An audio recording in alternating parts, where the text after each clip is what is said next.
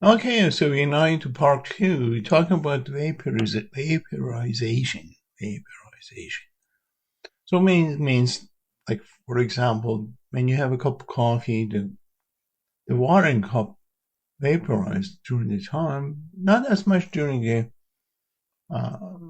room temperature that we drink the coffee or tea, but again, if you start heating your coffee or water it's going to boil, what we call, so that's vaporization.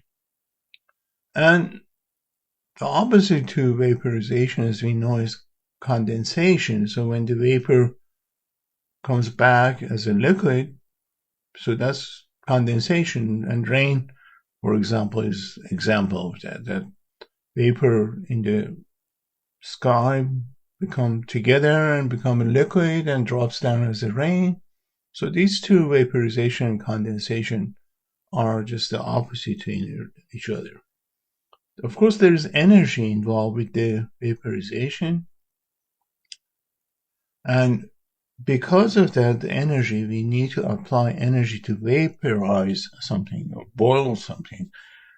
It's always what we call a endothermic process. So endothermic process means basically we have to give it heat and supply the heat.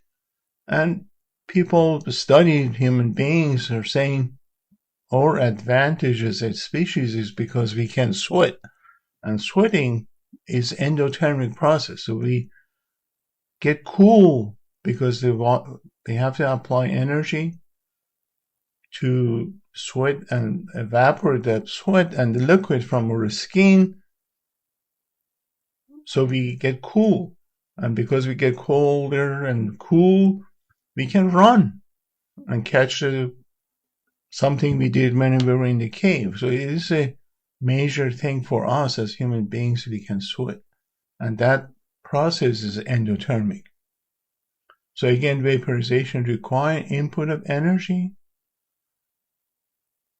to overcome the attraction among the molecules, let's say water molecule. So it's again comes back to us and it gives us an advantage. Now, of course, we have to measure that. The measurement of vaporization is what we call delta H. Delta H of vaporization, so the heat of vaporization, or delta H. And you can see we can measure that for water, isopropyl alcohol, many different molecules. And we see and report that as basically kilocalorie per mole. So that numbers that we see in tables and in our calculation is always the kcal for 1 mole of this species or molecule. And of course, the vaporization, as we know, depends on the pressure. We all heard that you can boil an egg on top of the Everest mountain and pick at a much lower temperature. The way to look at it is look at this curve here, which is the vapor pressure curve, we call that, in slide 27. We can see if you curve the temperature versus vapor pressure. So the vapor pressure is the 780 at Atlantic City. So basically, that's what we're going to define boiling point. When the boiling point is the temperature or vapor is the temperature that at which the vapor pressure of the liquid is equal to 780. Yes, 780. Yes.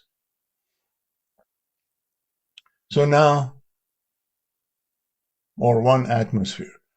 So if you look at the different liquid that the curve for ether, diethyl ether, for ethyl alcohol, and for water, basically this curve tells us that that point that the vapor pressure of the liquid is the same as 1 atmosphere. It's different temperature for different compound. For diethyl happens at 34.6. That temperature, the vapor pressure of diethyl ether is equal to 1 atmosphere. For ethanol is a little bit higher, 78.3. And for water, as we know, is 100 degrees C. So the boiling point, again, is defined as temperature and vapor pressure equal to 1 atmosphere. We always can draw this process, heating the material, and then we have the liquid here and boil it to steam, and we can measure that by, again, we applying the heat.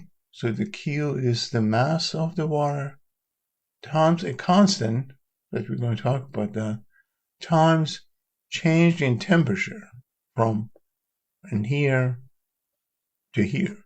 So this Q minus Q equals mass times CS times delta S. We're going to do some problem with this.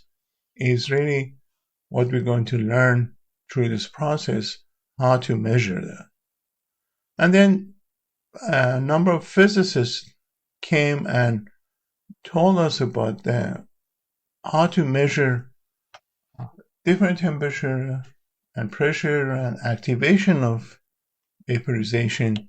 And Claudius, I almost had trouble pronouncing his name, Clapeyron equation. So then the natural log of 2 pressure, P2 over P1, is always equal to heat of vaporization, because we put a negative there. Remember, we apply heat here. R is the gas constant and related to 2 temperature, and these are all in Kelvin.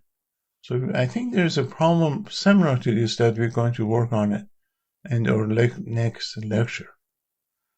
So at this point, this stops part 2. Is a short one. So we talk about vaporization,